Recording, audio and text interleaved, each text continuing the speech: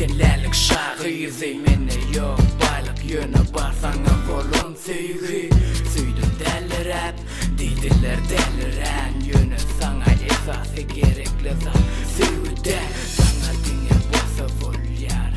Milyon menden başka bakletecek Ay sana kimdi ol Kalbim yesir Süyü etmedin esir Sen gittin ben yüreğimin damarlarını kesir Sen özün sayladın Bak derle baylığı Sensiz geçirmeli bu yıllar aylarımı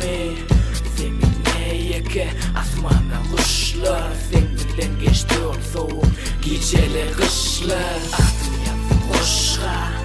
Dedim hoşğa Sen gittin son kalli Dünyam boşa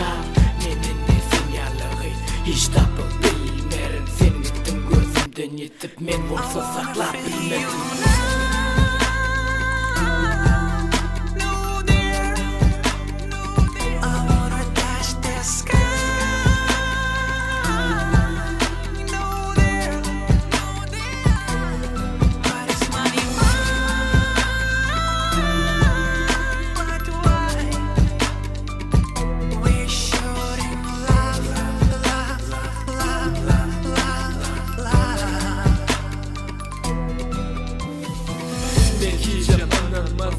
Diyseler seçilmeler yalip olumsun millet Vaktayın düğmeler yalip bu ayrılığı çekmekler Bana da yeniler Arzulam yanan son bilim buluşlarım düştel Açılın kapılam yapılıp pıtrak gider sücü Yaklamalam o da atılır yakılır kırıklı pırsatlı Yaklamalar bana düşüncelerim olmasın söylesin pullarımı Perişte sıfatlı şeytan oynadım duygularımı Aytmalı derdim özümü kimdiğimi yeniden ben yanlıştım Pullarımı derle özüm söydürmelidim yine de yanlışlığım Senin yüreğimi derle söylesin dine Yüreğimi inni kim çeker bu yürekteki acı incimi Bolla pul temani yapayım kapılım yapılış yali Geriye yüzüme karapla ayırdı kışın soğuk şemali Düşünür çelip bolyan yali Bana bir zatlar benim başkanı taparım Seni tapşın yali bir vaktlar What happened between us? Why can't we forget the past and start to think again?